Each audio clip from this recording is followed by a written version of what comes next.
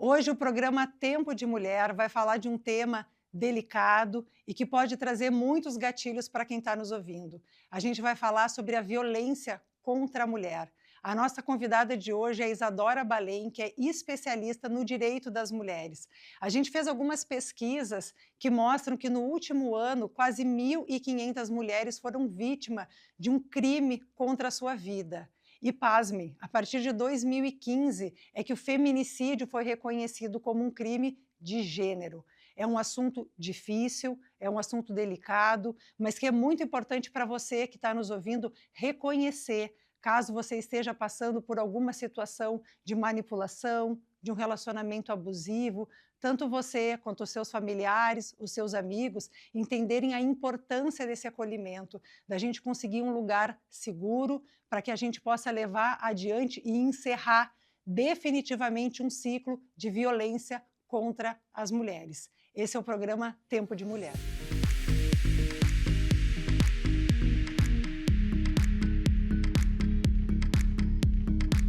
Esses dados são realmente alarmantes. O programa Tempo de Mulher de hoje conta com uma convidada que vai explicar para a gente o porquê que ainda temos números tão grandes de violências contra a mulher. Quem está comigo hoje é a Isadora Balém. A Isadora, ela é especialista em direito das mulheres. Isadora, muito obrigada pela tua presença hoje. Realmente, esses números são muito alarmantes, Adora. A gente fica estarrecido como a violência contra as mulheres ainda é muito forte, fora os casos que ainda não são notificados, né, Isadora? Me fala por quê? Por que ainda há tanta violência contra as mulheres? Olá, boa noite a todos e a todas que nos assistem. Obrigada pelo convite, Bárbara. É um prazer estar aqui. E que bom que a gente está falando sobre isso nesta semana em que a Lei Maria da Penha completa 21 anos da sua existência e que, mesmo tendo uma das leis melhores, de acordo com a ONU, a gente tem índices tão violentos no Brasil. Ser mulher no Brasil é algo realmente muito perigoso, porque muitas de nós sequer nos reconhecemos como vítimas de violência.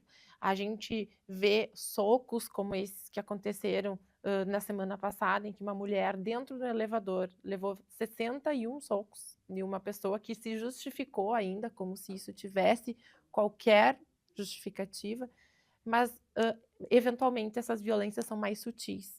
Existem formas em que essa violência vai começando e ela vai escalonando, e quando a mulher se percebe como vítima, que pode demorar anos, muitas vezes ela está dependente financeiramente desse homem, ela tem filhos que estão envoltos nessa relação e que ela tem medo que sejam prejudicados com uma ruptura, tanto do ponto de vista físico quanto também financeiramente.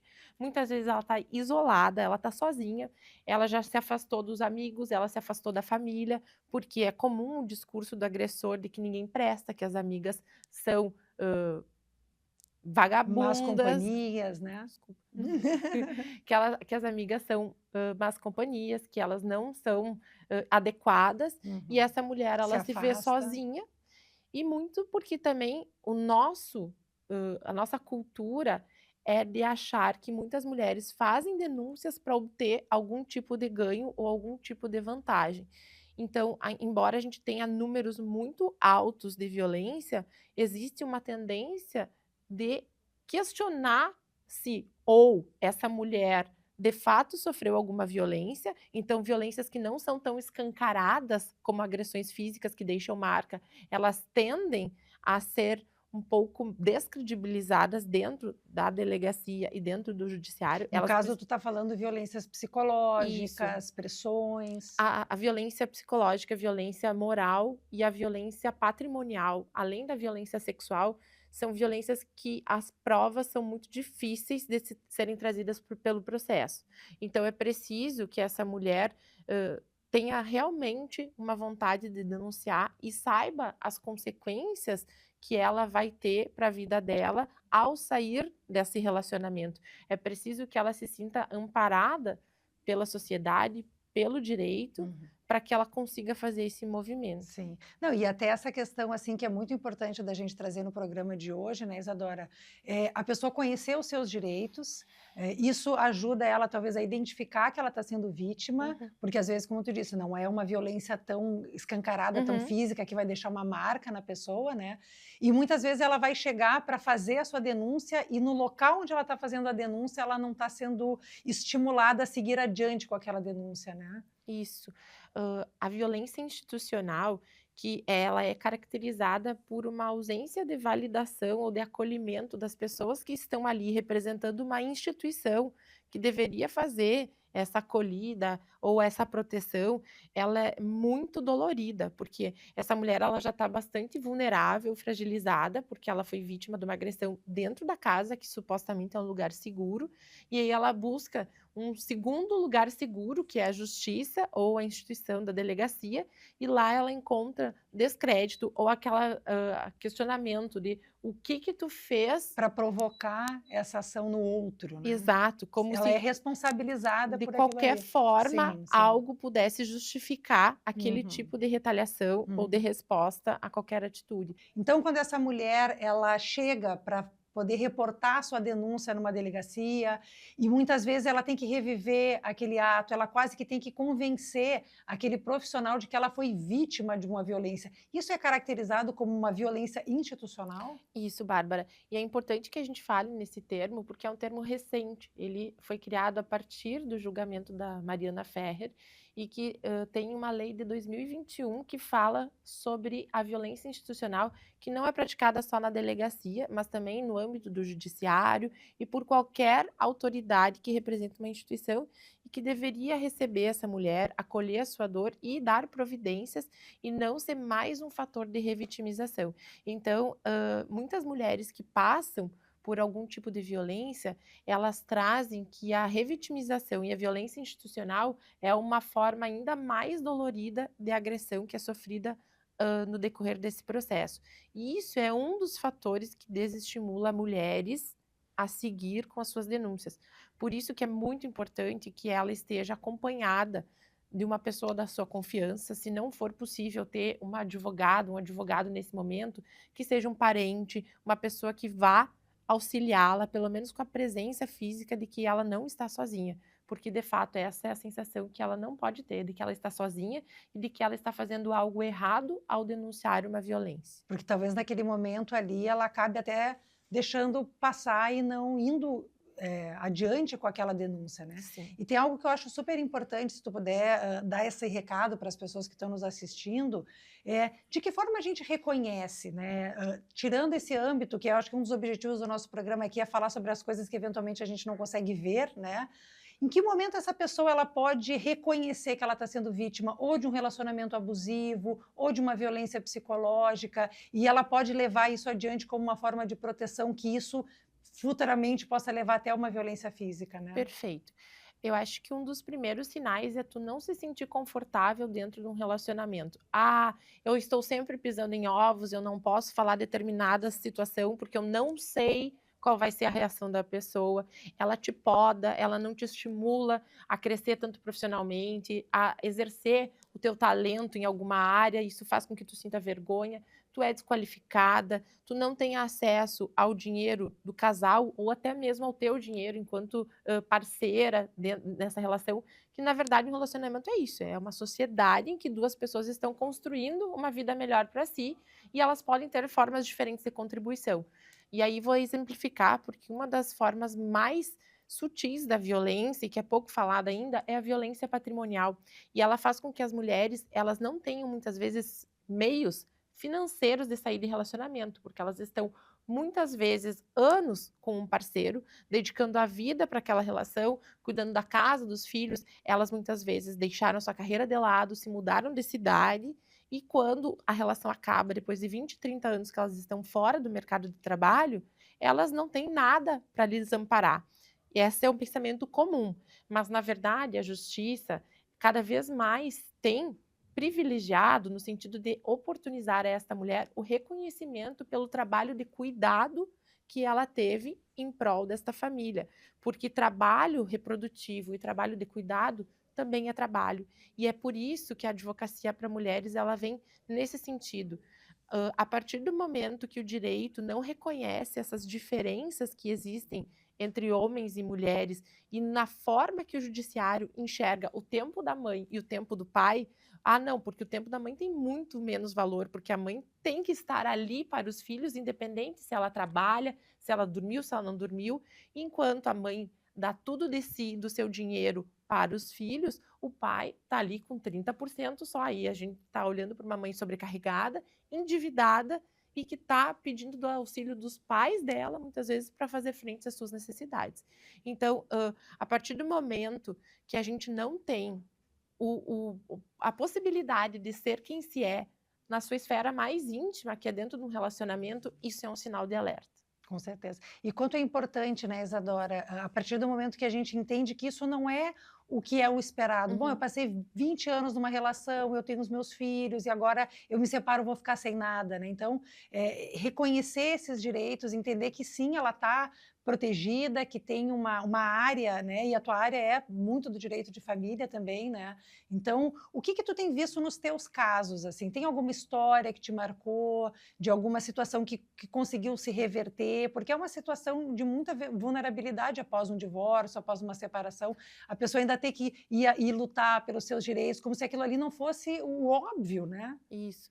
Eu acho que é preciso deixar claro que esse momento é sim de vulnerabilidade, e por mais difícil que uma relação esteja, é muitas vezes difícil terminar esse relacionamento, sempre quando tem filhos também, isso aumenta muito a dificuldade. Então, considerar essa dificuldade nessa escolha é importante. Tu tá acompanhada de um profissional, um psicólogo, um psiquiatra, alguém que vai te dar um suporte para te ter esse impulsionamento das coisas que precisam ser feitas, porque os movimentos jurídicos nem sempre eles são fáceis. O processo muitas vezes vira um campo de batalha em que as ofensas são trocadas, os filhos são utilizados como moeda de troca dentro dos processos. Inclusive, existe um termo que está sendo discutido para integrar a Lei Maria da Penha, que se chama violência vicária, ou seja, utilizar os filhos como forma de atingir e retalhar aquela mulher, principalmente em processos de direito de família. Aquela situação que a gente viu há um tempo atrás aqui no Rio Grande do Sul, do pai que matou o filho e disse que era para, né, atingir a ex-mulher, é uma situação muito comum, embora não de forma tão trágica drástica, assim, e né? cruel. Que leve à morte, exato, né? Mas aquela coisa existe. de, eu passo o fim de semana com um, aí devolve a criança doente, ou né, usa aquela coisa, tu não cuida direito, né? E fica aquele jogo entre o casal ali também, né? O direito de família ele é permeado de estereótipos, e a partir do momento que a gente denuncia que isso é um estereótipo e que não é a realidade, a gente está tirando essas camadas da desigualdade de gênero que existe dentro do nosso judiciário. Tu perguntaste dos meus casos. Eu não tenho, não posso falar muito, porque todos eles Sim, estão sob sigilo, segredo né? de Claro, justiça, sim. porque envolve temas sensíveis, mas o que a gente pode dizer é que existe um caminho promissor e que a gente está trilhando, assim, água mole em pedra dura, assim, a muito custo e com reforço do quê? Do protocolo de julgamento com perspectiva de gênero, que é uma ferramenta que o Conselho Nacional de Justiça, que é um órgão máximo do Poder Judiciário, criou lá em 2021 para dizer tudo isso. Vários juízes e juízas do país inteiro se reuniram e falaram assim, ó, se o direito continuar fazendo o que tem feito, a gente vai continuar replicando tudo que existe na sociedade. Machismo, preconceito, desigualdade. Então a gente precisa olhar para essa situação, reconhecer que nela existem assimetrias e dizer, olha só, mulheres e homens, apesar da lei garantir a igualdade, eles ainda não estão em pé de igualdade. Se a gente tem uma licença maternidade de 4 meses, às vezes 6 meses, e uma licença paternidade de dias, o que tu está querendo dizer? Mãe, tu é responsável por essa criança. Tu. E o pai, a gente está desobrigando ele de um cuidado imediato. E aí, a partir do momento que isso é levado a sério, e dentro do judiciário, qualquer mãe que manifeste uma preocupação com o bem-estar daquela criança, aquela preocupação é vista como alienadora ou como outras formas de que aquela mulher está dificultando a convivência, muitas vezes quando o próprio pai se eximiu de ter um contato direto com aquela criança, ele optou pelo não exercício da paternidade, a gente está partindo de lugares diferentes. Então, a gente precisa que o judiciário tenha uma voz mais ativa e reconheça isso. Então, a gente estava falando no início do programa sobre esses dados, e um dado muito importante foi que, a partir de 2015, se reconheceu, então, o crime de feminicídio. E as outras mortes que aconteceram antes dessas mulheres, de que formas elas eram categorizadas? Elas eram categorizadas como homicídio. E qual que é a diferenciação do feminicídio? Por que ele é tão importante ter sido colocado como um crime à parte? Porque antes entrava todos os crimes que eram cometidos contra homens, mulheres, em qualquer circunstância, desde um atropelamento intencional, claro, né, a uma briga de trânsito que tivesse um desdobramento de morte, um latrocínio, enfim, diversos tipos de mortes. A partir do momento que tem uma categoria de crime de gênero que envolve a intenção deliberada de prejudicar, de ofender a integridade física de uma mulher pela condição feminina, a gente está num outro capítulo, porque a partir disso a gente pode produzir políticas públicas para que isso não aconteça. A gente tem dados que justifiquem uma ação estatal, uma prevenção e muitas vezes legitimou ações e programas e debates como esse que a gente está tendo aqui. E no caso, essas ações que promovem o combate ao feminicídio, tu poderia dizer que seriam quais ações, assim, principalmente a pessoa, quais são os caminhos que a pessoa pode seguir, né, para reportar um crime desses? A que o feminicídio é a ponta do nosso iceberg em termos de violência física, né? É o último grau que se chega a isso. Antes disso, tem uma série de camadas que a gente pode interromper.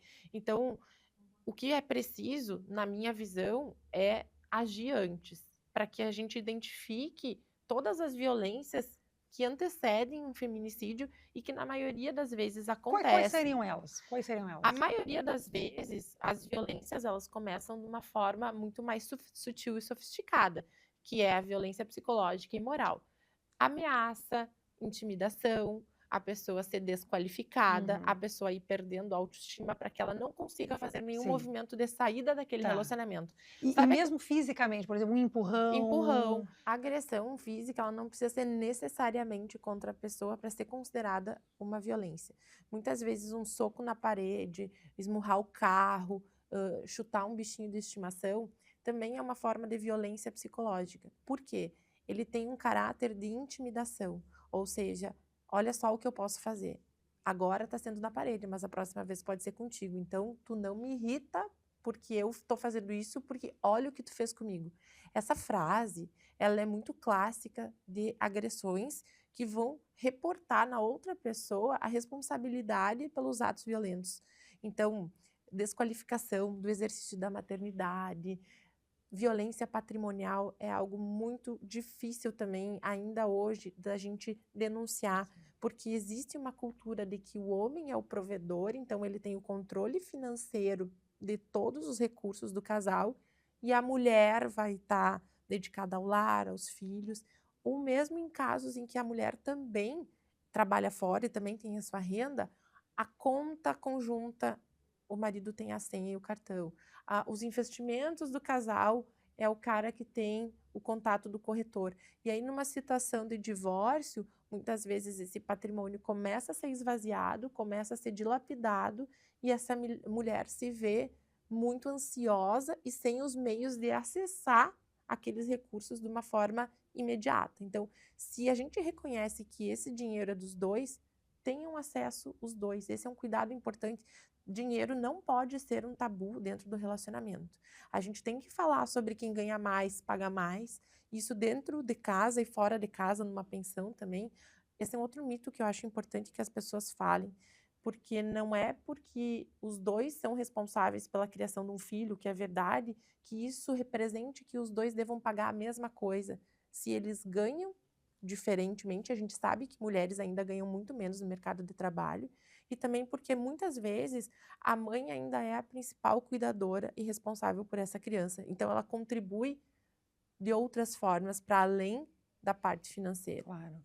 E Isadora, algo bem importante, então, para a gente encaminhar nossa conversa para o final, quais são os caminhos, os canais em que essa mulher que se reconheceu aqui ao longo do programa, que possa estar sofrendo algum tipo de violência, é melhor ela conversar com uma advogada especialista em mulheres, e aí, a partir dessa conversa, ela é encaminhada para algum local para poder fazer essa denúncia? Quais são os locais que hoje existem para que ela possa acessar e fazer essas Perfeito. denúncias, né? Existem vários canais diferentes e é importante que todos eles sejam de conhecimento público. A depender do tipo de violência que essa mulher está sofrendo, eu penso que tem formas diferentes de abordagem.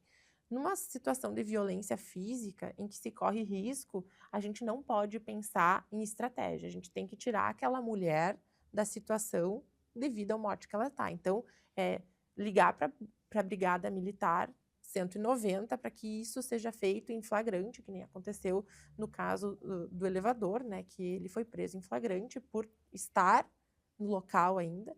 Mas se não, se a gente está falando de uma violência psicológica, moral e uma violência patrimonial, é interessante que se façam caminhos diferentes para que sejam juntadas provas suficientes de que aquilo está acontecendo. Porque a maioria desses atos, diferentemente da violência física, eles exigem uma recorrência. Então, a gente vai juntar uma série de ofensas. Porque a partir do momento que o agressor sabe que ele pode ser denunciado, isso não aumentaria o risco da violência? Exato. Então, a gente precisa pensar em como proteger aquela mulher de forma paralela à denúncia. Então, existe a DEAM, que é a Delegacia da Mulher. Hoje, no Rio Grande do Sul, ela funciona em horário comercial. Quando ela está fechada, que é à noite, final de semana, a mulher pode se dirigir a uma delegacia comum, que vai ter a Sala das Margaridas, para que ela seja acolhida, ou ela pode fazer... Todas as delegacias têm essa sala? A maioria. A maioria. As delegacias ainda estão se implementando. E desde que aconteceu ali, na Páscoa, que teve 7 feminicídios no mesmo feriado, as delegacias, a gente passou a poder ter o pedido de medida protetiva de forma online. Antes, a mulher não podia fazer esse pedido online, ela tinha que se dirigir a uma delegacia, e hoje já é possível, como forma de dar mais acesso a essas mulheres que estão em alguma situação de violência.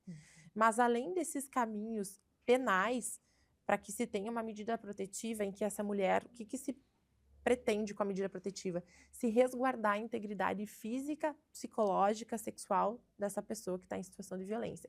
Existem outros caminhos que devem ser pensados e que podem ter desdobramentos também. Por exemplo, mulheres que são vítimas de violência, elas podem entrar com uma ação de indenização por danos morais e materiais. E muitas vezes isso também vai ter um resultado positivo para elas, porque trauma de violência, eles se prolongam na vida daquela mulher para várias esferas. É muito além daquele relacionamento. Muitas vezes afeta a autoestima dessa mulher, a capacidade dela se concentrar, dela trabalhar, dela ser produtiva. Ou até estar em lugares onde ela se sente ameaçada. Exato, né? Lugares com muita gente, lugares apertados em que tenha uma proximidade muito grande de outra pessoa. Então, muitas vezes ela acaba tendo gastos que ela não tinha antes, com psicólogo, com psiquiatra, com remédios, enfim, de prejuízos materiais por decorrência daquela violência, que só a condenação penal não vai se auxiliar. Então, essa é uma possibilidade para as mulheres que estão numa situação de violência também. Muito bem. Gente, esse papo foi muito importante. A gente vai deixar as tuas redes sociais também, né? Até para que tu possa acolher o pessoal que assistiu o programa, que quiser tirar mais dúvidas contigo, né? Isadora, se quiser deixar o teu contato do teu Instagram. Gente, vai ser um prazer conversar com vocês. Meu @ é ADV para Mulheres.